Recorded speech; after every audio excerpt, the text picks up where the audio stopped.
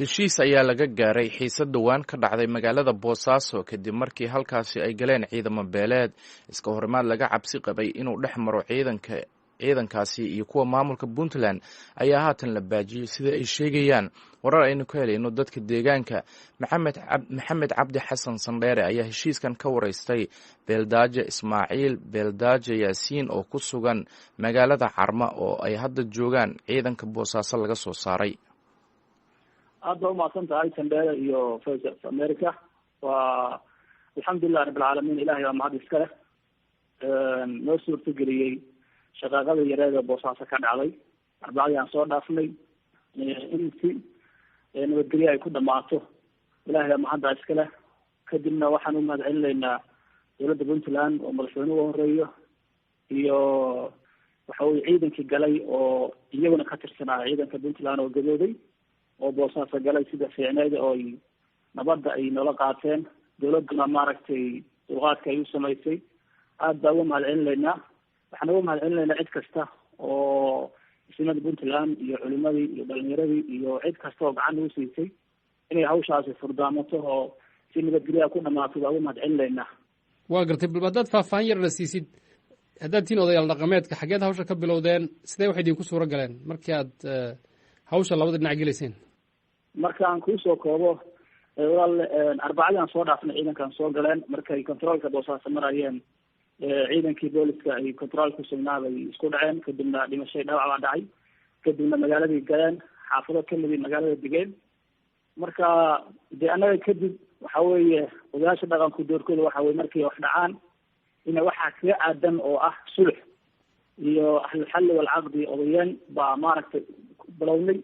marka ugu horeysay waxaan xiriir la sameynay dhinaca dowladda, kadibna waxaanu xiriir la sameynay ciidamadii soo galay oo magaalada soo galay baan xiriir la sameynay, odayaashii baan xiriir la sameynay. kadibna waxaanu isu xilqaanay in hawshaas si nabadgelyo ah lagu xaliyo. dowladdu way naga aqbashay. dhinacii kaleetana magaalada soo galana inay si nabadgelyo ah ay magaalada ku joogaan way aqbaleen. intaa kadib ba marka waxaanu sameynay dadku kala dabqaad sidii maaragtay hawshaasi nabadgelyo ugu dhamaan lahayd. ciidanka soo galana magaalada uga bixi lahaayeen, wixii ka cabanayaana si hoose oo maaragtay loo xaliyo. arrintaas anagu doorkooda intaas waa ah. waa gartay, wax dhinacyadu ay shuruuda ku xidheen hoosu dhigidda xiisadan miyay jirtaa oo aada u baahantiin inaad kasii shaqaysiin? wax kasta horta waxaan ugu muhiimsanaa annaga nabadgelyada magaalada boosaaso oo hore oo nabadgelyo ahayd haddana ah magaalo xisinoon oo ay soomaaliya oo dhan ku nooshahay. wax shuruuda haba u yaraatee saasay jiray ma jirin. cabashaa jirtay ka cabanaya saraakiishu, cabashadooduna hadee awalba saraakiil dowladeed bay ahaayeen iyo ciidan dowladeedo dowladdu baa la xalisay oo insha allahu tacaala hoos baa maaragtay waa la xalinaya insha allah. weligood bay ciidamada gadoodaan oo meel kastay ka dhacdaa. marka annaga ko waxaanu gaarnay boosaaso inay nabadgelyo noqoto. ciidanka in la kala qaado oo ciidankii soo gala ay magaalada ka baxaan si nabadgelyo ah. wixii cabanayeenna waxa weeye waxna waa la xaliyey, waxna waa loo ballansan yahay. dhinaca dowladda iyo ciddii khusayso kulli baan kala xiriiri doonaa insha allah.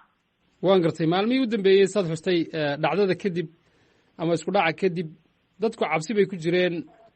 dad baa ka fikirayey inay ka baxaan magaalado, ka baqaya in lagu dagaalamo. dadka qaar wayba baxeen. maxaad u sheegi lahayd dadkaa baxay iyo guud ahaan dadka magaalada degan welwalka ay qabaan maxaad ka odhan lahayd? horta aan ku saxo sandheere, wax baxay oo anagu ognahay ama barakacay ama guuray ma jiraan. social mediada aan ka arkayna magaalada waxaa laga baxay, waa la qaxay iyo waxba dhibaataysan iyo anaga joogno magaalada. afar intii ay hawshaasu dhacday kadib habeen iyo maalina waa shaqaynaynay oo magaalada waa su soconaynay. wax dhibaato ah iyo wax shaqara iyo wax maaragtay buuqa ma jirin, wax cabsi qabana ma jirin. ganacsigu waa socday, waxbarashada way socotay, isu socodku waa socday. dhibaato aan anagu dareenin ma jirto. magaaladana waa nabadgelyo, wax dhibaatana ma jiraan. in yar markii soo galayna ciidanka waxoogaa yarkaaga isku dhacaayo xabadaha la dareema mooye intii ka damaysay jawigu waa deganaa. hadda aan kula hadlayna waxa weeye 100% weeye hawshu. haddana maaragtay anigu waxaan kala hadlaya carmo oo ciidankii ay shalay yimaadeen aan joognaa. waxa weeye dejintooda iyo qaabkii ay waxa weeye hawshaan loo dhamaystiri lahaa baan u joognaa. inta ka harsanna ilaahay waxaan weydiisanaya inuu nagu asturo oo aan maaragtay ilaahay nagu fashilin oo aan dhamaystirano waa ilaah weydiisanaynaa. soomaalidii noo duceynaysay iyo ciddii muslim ahayd oo hawshaas ay dhigaysana ducadeeda ilaahay waa noo aqbalay, way ku mahadsan yihiin oo cid kasta tala nafsiisay. aada iyo aad baa maaragtay hawshaas guul looga gaaray, haday dawlada haatay iyo hadday ciidanka soo gal noqoto iyo odayaashii ka shaqeynaya kulliga aada iyo aad bay ugu mahadsanayeen. waana u duceynayo ilaahay subxaanahu watacaala hawshaas guul ku dhameeyey nabadgelyo ah, waa maaragtay ilaahay dhinaciisa ka suurtageliye. aad buu u mahadsan yahay beeldaaji ismaaciil beeldaaji yaasiin oo u warramayey maxamed cabdi sandheere.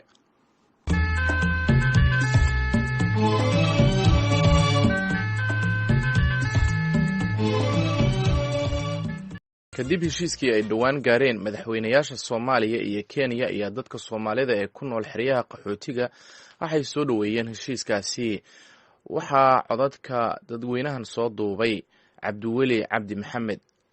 kadib wadahadalkii madaxweynayaasha dalka kenya iyo soomaaliya oo ay ku wada hadleen magaalada nairobi, kuwaasi oo la sheegay qodobada ugu waaweynaa ee wadahadalkan in ay ahaayeen in xidhiirka labada dal caadi lagu soo celiyo, ayaa waxaa soo dhoweeyey dadka qaxootiga ah ee ku nool xeryaha qaxootiga ee Dadaab. haddaba qaar ka mid ah oo aan mikrofoonka la dhex marnay ayaa waxaa hadalladoodii ka mid ahaa. magacayga cabdirashiid cali gaas baa la yidhaahdaa. waxaan ahay nin ka tirsan qaxootiga xagardheer oo kenya muddada dheer ku noolaa. ilaahay baannu ku mahadinaynaa xiriirka ay labada dawladood gaareen, labada madaxweyne. aad iyo aad baannu ugu faraxsannahay maadaama aan nahay dad qaxooti ah oo ku nool muddo dheer waddankan kenya. cabsi badan iyo walwal badanna aannu ka qabnay haddii xiriirka labada waddan xumaado in ay saamayn nagu yeelato. waxaan soo dhowaynayaa heshiiska labada dawladood sababtoo ah ciid kasta ayaa dan ugu jirtaa 100% labada shacab, labada dawladood mar kastaba waa la ogyahay, waa la yaqaanaa, waa laga warqabaa jiritaanka qarannimada labada dawladood inay ku jirto midnimadooda. waana u baahan yihiin mar walba nabaddu wax qaaliya weeyaan. marnaba labada shacab iyo dawladda wax xurguf la yidhaahdo wax danay ugu jirto male. marka 100% shakhsiyadeeda iyo shacabkaba siday ila qabaan waa wax la soo dhoweeyo, waa waxaan ku faraxsannahay aad iyo aadna u bogaad. cilaaqaadka labada dawladood hadduu xumaado annana waana saamaynaya. soomaalidu waxay ku mahmaadaa sida cabdirashiid u sheegay, laba maroodi meesha ku dagaalanto cawskaa ku baabaa. dama garatay. marka annaga dhib weyn buu nagu hayey maadaama aanu Soomaali nahay, keenayna wax badan ku noolayn. labada dawladood haddii cilaaqaadkoodu xumaado annana waana saamaynayay, wadnahaanu farta ka hayno. haddiise hadda iminka labada dawladood cilaaqaadkoodii uu hagaago ay shaabadeeyeen, aad iyo aad baan ugu faraxsannahay. si fiicanna waa u soo dhoweynayna. arrintan ayaa imaanaysaa xilli xidhiirka labada dal uu aad u xumaa, waxaana qaxootigu ay sheegeen in ay cabsi fara badan iyo walwal ay ku haysay xiriirka labada dal oo xumaa. Cabdiweli Cabdi Maxamed, VOA.